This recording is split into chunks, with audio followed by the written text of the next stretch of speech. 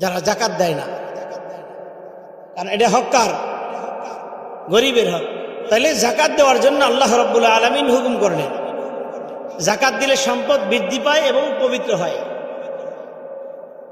আল্লাহ রাব্বুল আলামিন সূরা বাকারার 254 নম্বর আয়াতে আল্লাহ রাব্বুল আলামিন মুমিনদেরকে নির্দেশ করে একটা আয়াত নাযিল করলেন। আল্লাহ রাব্বুল আলামিন বলেন, ইয়া আইয়ুহাল্লাযীনা আমানু আনফিকু মিম্মা রাযাকনাকুম মিন ক্বাবলি আন ইয়াতিয়া ইয়াউমুন লা বাইউন ফীহি ওয়ালা খুল্লাতুন ওয়ালা শাফাআ ওয়াল কাফিরুনা হুমুজ যালিমুন।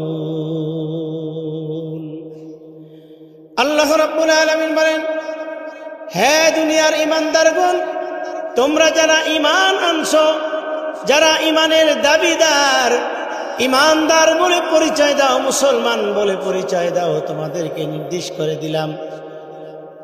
আল্লাহ রাব্বুল আলামিন নির্দেশ করলেন, আমার দেওয়া রিজিক থেকে আমি আল্লাহ রাব্বুল আলামিনের পথে ব্যয় করো।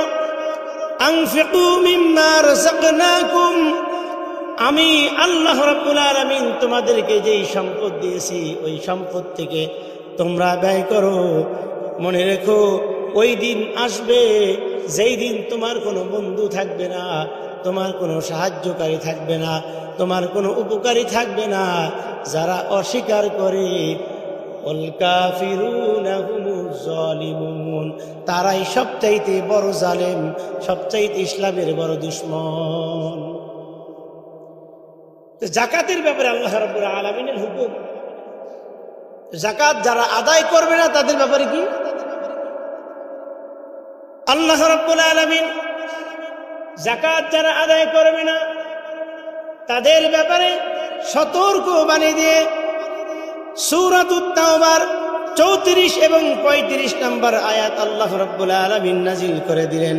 আল্লাহ রাব্বুল আলামিন বলেন, ওয়াল্লাযীনা ইয়াকনিজুনা আয-যাহাবা ওয়াল ফিদ্দাতা ওয়া লা ইউনফিকুনাহা ফী সাবিলিল্লাহ ফাবাশশিরহুম বিআযাবিন আলীম।